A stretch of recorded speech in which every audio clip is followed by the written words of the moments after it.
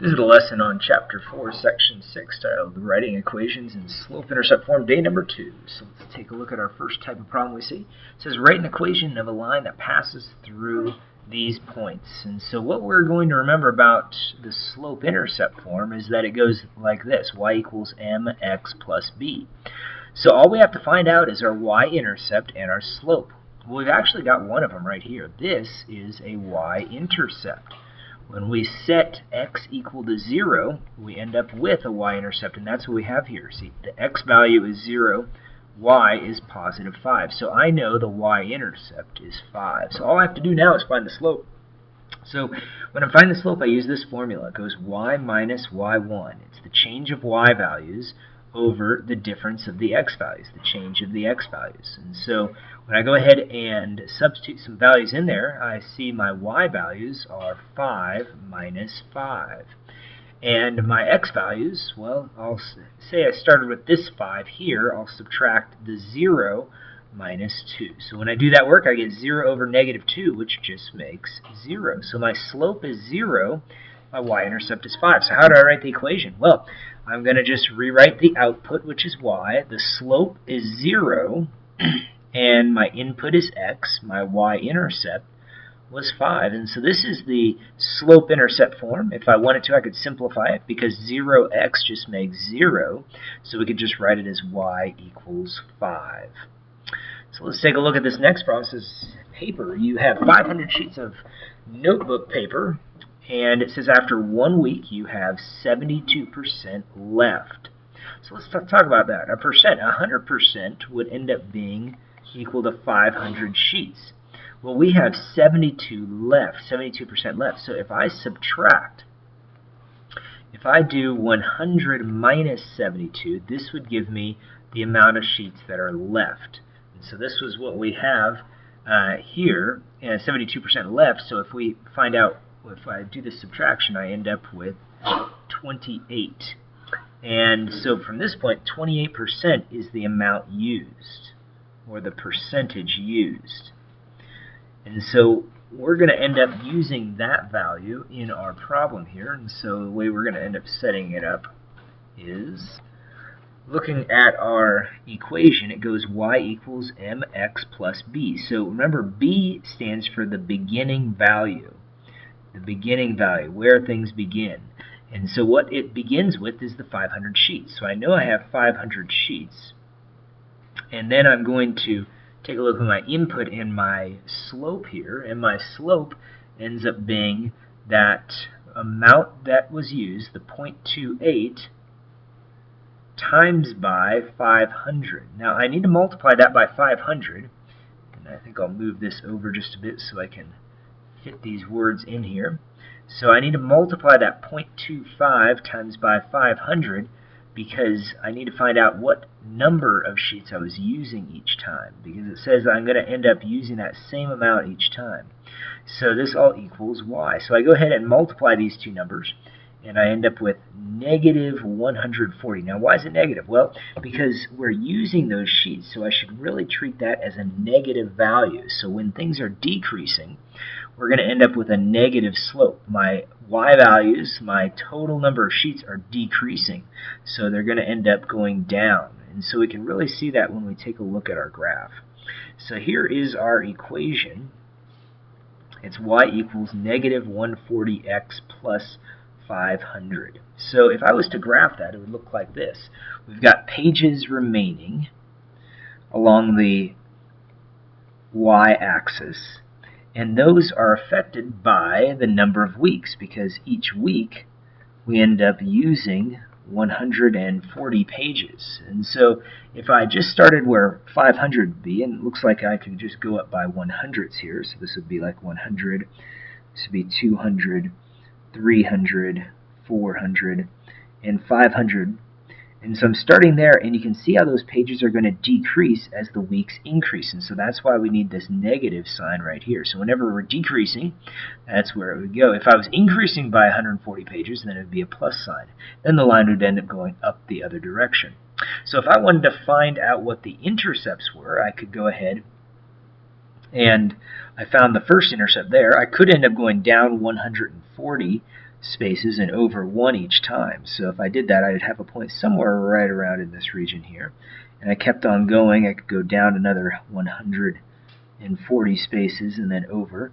And you'd end up seeing that that line ends up crossing somewhere in this range here. So if I wanted to find exactly where it crossed, I would set y equal to 0 and then move the 140 back to the other side. So it would look like this. And so I have this equation, and I add that 140x to both sides, and I'm left with 140x equals 500. So if I divided by 140, that would give me exactly where x would end up being. So it doesn't look like it's going to go in quite evenly, and looks like it's going to be somewhere around, maybe around 3. So it looks like it goes in there 3 times, makes 42 with 8 left over. So 3 and 8/14 is about where the number of weeks is going to be. So if I call this 2 weeks, there's 3 and this is 4, it's going to be somewhere in this region here. So you can see where the line would end up being, and it would be right in between these points here. It would stop right here because this would be 0 pages, and it would stop up here because this is the beginning of the number of pages that we ended up seeing. So let's take a look at some other types of problems that we could end up seeing. And here we have a walkathon. One of your friends gives you $10 for a charity walkathon. Another gives you an amount per mile. So you see how it says later on, after 5 miles you have raised $13.50. Write an equation to represent y, which is the money you raised after x miles. So this is the money raised along this axis here. And then over here we have number of miles. So the difference between this equation and the last one was the last one had a negative slope, and it went, y values were decreasing. Well, our money raised is going to increase with the number of miles because we earn a certain amount. We earn an unknown amount of money per mile. So it gives you an amount per mile. So we're going to try solving for that. So let's start off with our equation that we'll end up trying to set up here. We have y equals mx plus b. And so we know the beginning amount. We began with $10. That's what the friend gave us to start with, so we'll put a 10 in there.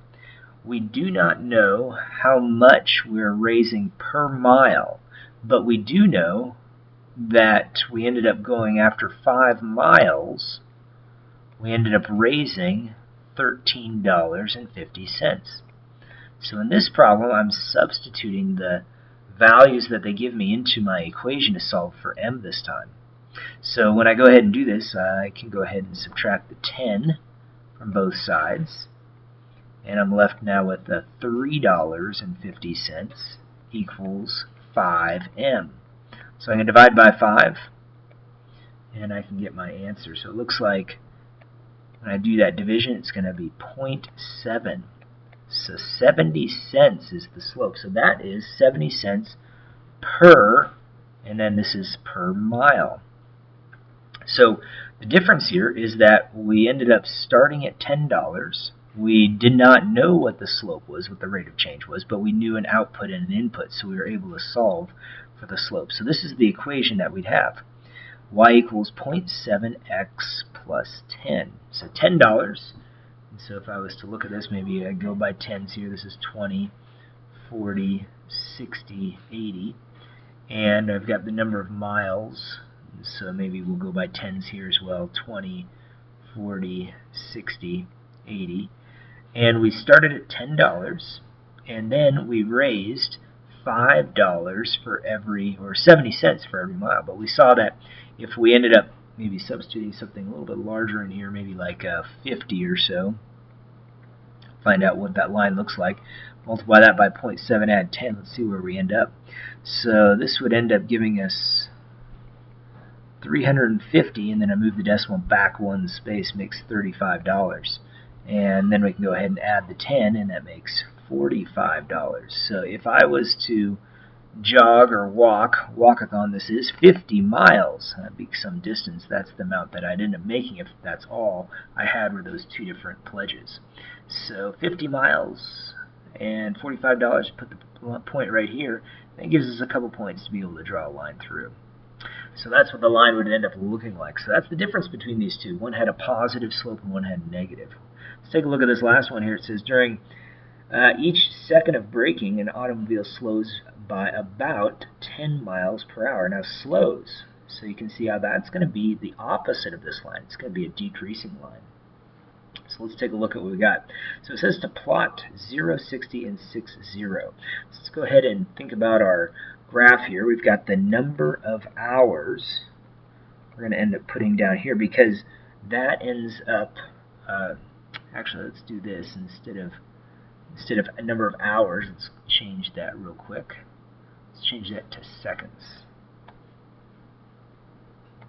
And change this to number of seconds rather than hours, because that's what the units they're using here. It says during each second of braking, the automobile slows by this amount. So this is the speed of the car, in miles per hour. And so let's take a look at what we got. It says that the first one, plot the point 0, 60. So over 0 up 60. So I guess we'll end up going by tens here. So this is 20, 40, 60. So our first point's going to be right here. And let's just go by ones here. 2, 4, and 6. After 6 seconds, there it is. So this is our line. So what we're trying to do is write an equation to represent that line. So, and it kind of makes sense. After 6 seconds, the car stops. It's going 0 miles per hour. Prior to braking, this is the speed of the car, 60 miles an hour. So the y-intercept represents the beginning value, prior, the speed prior to braking. So before we set on those brakes, we were going 60 miles an hour. And this is the time it takes to stop, to not go any further. And so alongside this line, these are different values, different speeds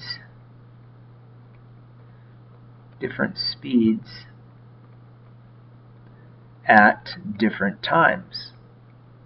So we could end up picking one, like for instance, if I ended up picking maybe this point right here, it looks like it's about maybe 40 miles an hour. It takes maybe about 2 seconds to get down to 40 miles an hour.